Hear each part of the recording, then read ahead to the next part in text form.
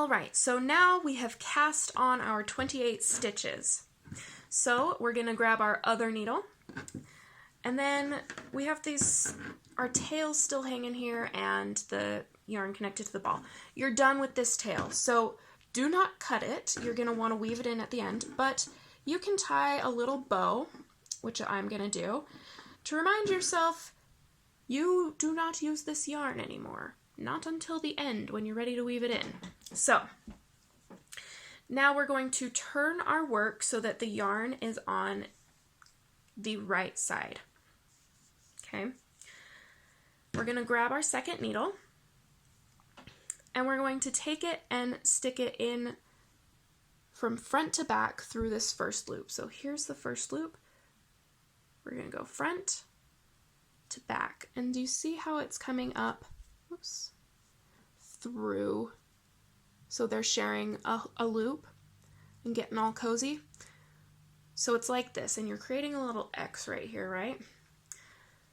Then we're going to take the yarn, wrap it around counterclockwise,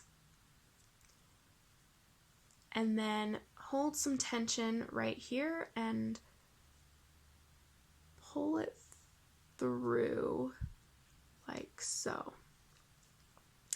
And then we're going to push the other loop off. Okay, and I'll show you that again. If you're a crocheter, you're going to want to hold the yarn in your left hand, and I'll show you how to do that in a second. So we're going to go move front to back, grabbing some of that yarn like so. Then we're going to take the yarn back around counterclockwise, create some tension, and then pull it through like so. Okay, one more time, and then I'll show you with the left hand, well, holding yarn in the left hand. Wrap it around counterclockwise and bring it through and push that old loop off. Okay, so this is the knit stitch. Okay, with the holding the yarn in the left hand, so what I like to do is I like to wrap it around my pinky, bring it under my ring finger and my middle finger, and then over my index finger. So I'll show you again. Wrap around, under, and over. So this is great if you're a crocheter because you're used to holding your yarn in your left hand. So now I'm going to stick my needle through this next loop from front to back. So they're now sharing a home.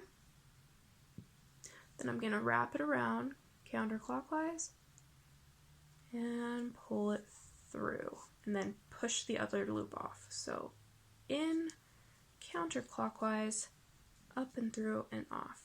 And I'm going to do that all the way to the end.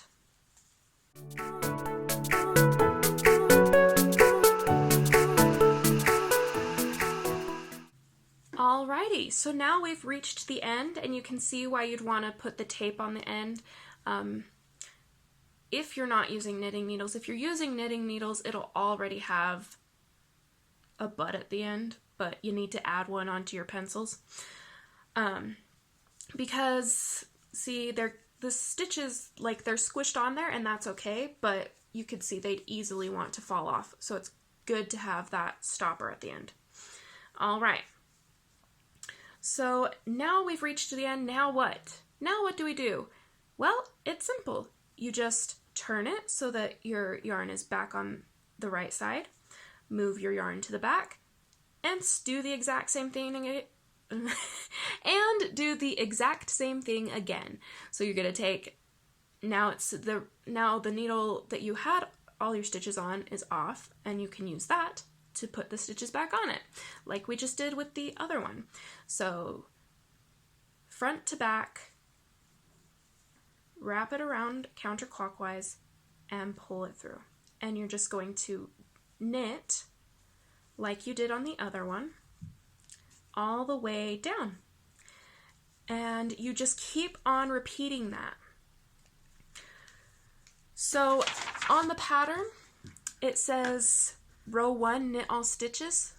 Whoops, one second, let's let this focus. Okay, So on the pattern, you can see that it said after we cast on 28 stitches, we're going to row. On the first row, we're going to knit all stitches. So we did that. Now it says to repeat row 1 until work measures 8 inches from cast on. So that is basically what we're doing. We're just knitting to the end, turning, knitting again, and we keep on repeating that until we get to the 8 inches.